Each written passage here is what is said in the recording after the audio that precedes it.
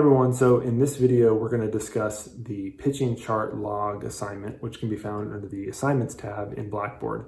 So the purpose of this assignment is to help you improve your pitching accuracy. So a couple things that I wanted to go over you'll notice on the worksheet here up in the direction portion that this is typically an activity done with a partner or with a group of 3. And in the past, when I've taught this classes, we'll typically do this as the very first thing for 5 or 6 classes, and you simply just fill out this sheet as you go.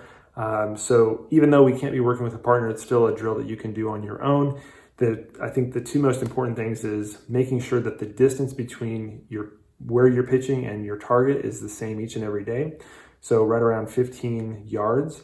The second thing is that you can use a variety of things as a target. It just needs to be the same target every time you do this. So whether you have an actual pitching mat or you have a hula hoop or a shoe, you just need to make sure it's the same target each time. And so all you're gonna do here on the sheet or on the Word document is fill in the number that you get out of 5 and then total that for the number of pitches per day, which is a total of 15 pitches per day.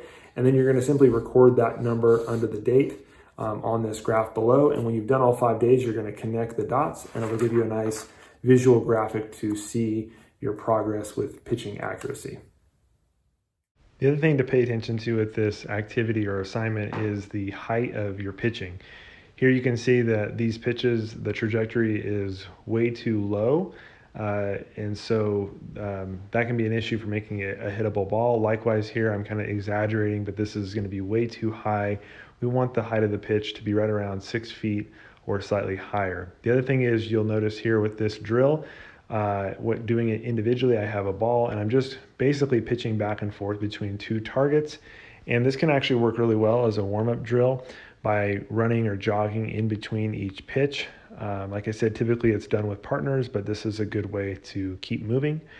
The other thing here, if you do have more than 1 ball, this is kind of our typical setup we would use here. You can see I have a pitching mat and I'm really trying to aim for that blue portion of the mat here. And I would essentially pitch 5 balls and then I would switch with my partner, or in this case, I would just go retrieve the balls and pitch 2 more sets of 5 and record that on my sheet.